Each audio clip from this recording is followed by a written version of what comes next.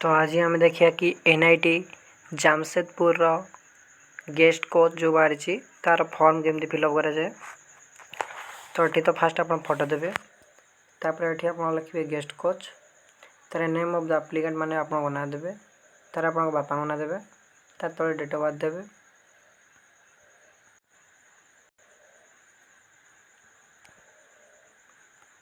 तापर ये आप जेंडर देवे मेल कि फीमेल कैटेगरी आपंकर एससी एसटी ओबीसी जनरल जहाँ आप देदेवे तार मैरिटल स्टेटस देवे तार आप नेशनालिटी आम इंडियन रो तो ये पैन कार्ड नंबर देवे तापर आधार नंबर देवे मोबाइल नंबर देवे ईमेल नंबर देवे प्रेजेंट एड्रेस आप पोस्ट ऑफिस यार पुलिस स्टेशन डिस्ट्रिक्ट आउ स्टेट ये सब डिटेल देवे परनेट पोस्ट ऑफिस पुलिस स्टेशन ये सब डिटेल देदेवे ये सब कैपिटल लेटर फॉर्म फिलअप करेंगे। ठीक है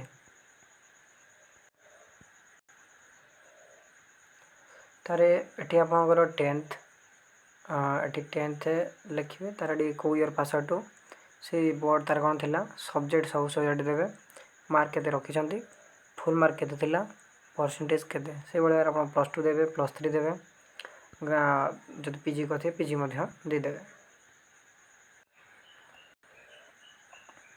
तापर आसला आप स्पोर्ट अचीवमेंट तो नेम ऑफ द टूर्नामेंट देवे कौ टूर्नामेंट तार ना कौन थी तो कौ लेवल थी आउ आप पोजीशन कौन थी देवे।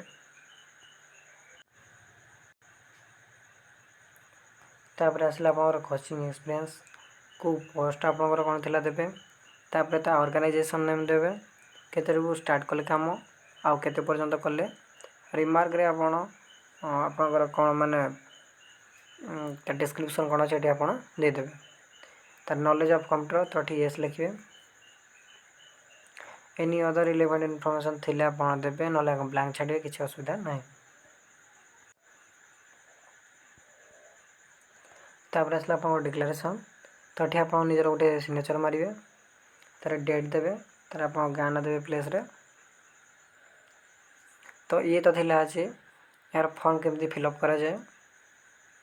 आशा करें आपको वीडियोटी भल लगी भल लगे आप सब्सक्राइब करेंगे चैनल को लाइक करेंगे कमेंट करेंगे।